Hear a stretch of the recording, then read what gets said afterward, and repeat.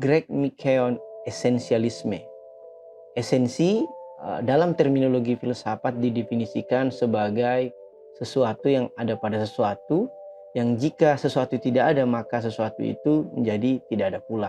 Atau subjek yang ada pada objek, yang jika subjek itu tidak ada maka objek itu pun ikut meniada. Nah, atau kalau mau singkatnya lagi, esensi adalah sesuatu yang penting atau yang inti-inti saja. Nah, Greg McKeown kemudian menulis suatu buku yang berjudul Esensialisme. Menurutnya esensialis itu adalah seseorang yang berkarakter yang mendahulukan hal-hal yang penting saja atau yang mementingkan hal-hal yang penting saja. Karena menurutnya sangat banyak hal-hal yang sifatnya tidak penting atau aksiden dalam pembelajaran filsafat. Pertanyaannya kemudian, apa batasan substansi dan aksiden? Atau apa batasan antara esensi dan aksiden yang mana membawa kita kepada pertanyaan, apa pula batasan antara sesuatu yang penting dan tidak penting? Apakah batasan tersebut juga itu menjadi objektif dan universal keberlakuannya pada setiap orang?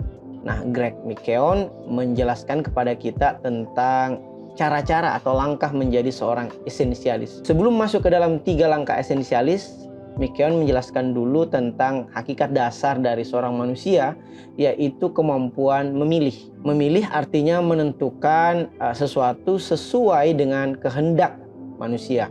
Inilah yang menjadi pembeda mendasar antara manusia dengan hewan. Kera misalnya juga mampu memilih misalnya makanan antara pisang atau batu. Ia tidak mungkin memakan batu, ia tentu memakan pisang. Hanya saja kera tidak mampu memproduksi pisang secara massal atau mungkin memikirkan kebijaksanaan apa atau kebijakan apa yang dapat ditempuh untuk memproduksi pisang itu menjadi sesuatu yang berkelanjutan, bukan hanya untuk dimakan hari ini saja. Begitupun misalnya dengan hewan-hewan lain yang tidak memiliki kemampuan memilih secara eksistensial atau memilih secara sebab akibat. Nah, Greg McKeown kemudian lebih lanjut menjelaskan tentang 3 cara atau 3 langkah menjadi seorang esensialis sejati. Yang pertama adalah eksplorasi. Eksplorasi adalah menjelajahi atau mengamati keseluruhan pilihan-pilihan. Karena tadi Greg menjelaskan tentang dasar dari esensialis adalah memilih, sehingga langkah pertama adalah eksplorasi atau mengamati banyaknya ragam pilihan. Nah, contohnya misalnya saya pribadi ketika menonton film tertentu, saya mengeksplorasinya dulu di IMDb atau internetmoviedatabase.com. Untuk mengetahui rating film tersebut atau siapa pemerannya, sutradaranya apa, penulis skenario-nya siapa, telah memenangkan penghargaan berapa. Karena menurut saya 2 jam mencari eksplorasi film bermutu itu lebih penting daripada menonton 2 jam film yang menurut saya tidak bermutu untuk saya masukkan ke dalam memori saya yang sangat terbatas. Begitupun misalnya ketika saya mencari atau mengeksplorasi buku.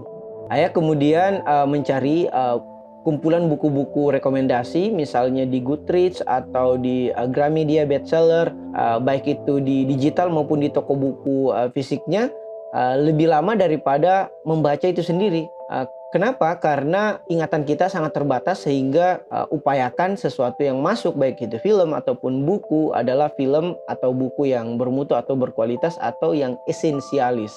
Nah, misalnya pula ketika kita menulis juga itu kita harus melakukan rewriting atau menulis kembali agar kita dapat mengeksplorasi tulisan kita sendiri sehingga pembaca dapat membaca tulisan kita yang penting-penting saja.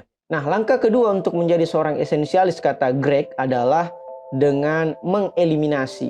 Jika pertama kita mengeksplorasi atau menjelajahi kumpulan pilihan-pilihan, langkah kedua adalah mengeliminasi hal-hal yang menurut kita itu tidak penting. Contoh yang paling sering diungkapkan oleh Greg dalam buku ini adalah editor. Editor itu sangat-sangat lihai dalam menyunting atau memilih hal-hal yang tidak penting. Misalnya film kan ada editingnya sehingga perlu berapa kali editing sehingga film itu kemudian dapat dinonton oleh penonton.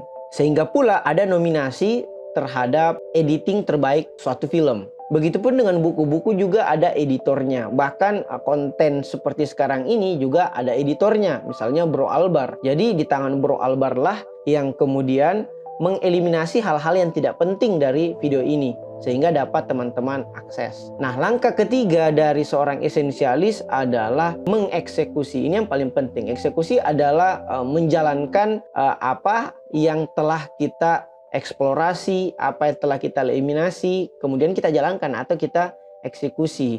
Kata Nadiem Makarim yang merupakan Menteri Pendidikan kita, banyak orang punya ide-ide bagus, ide-ide cemerlang, tetapi sedikit yang mengeksekusinya. Kita tahu bahwa banyak ide-ide cemerlang itu justru dicuri oleh orang-orang dan kemudian dieksekusi oleh orang lain. Tetapi tidak ada yang disebut sebagai pencuri eksekusi. Yang ada adalah pencuri ide atau pencuri konsep atau pencuri mimpi.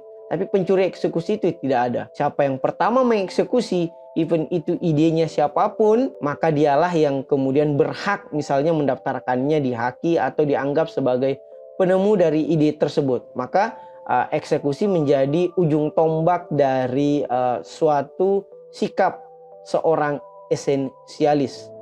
Nah, kenapa eksekusi juga menjadi begitu penting? Karena jangan sampai kita mengeksplorasi terlalu banyak, mengeliminasi, kemudian tidak mengeksekusi.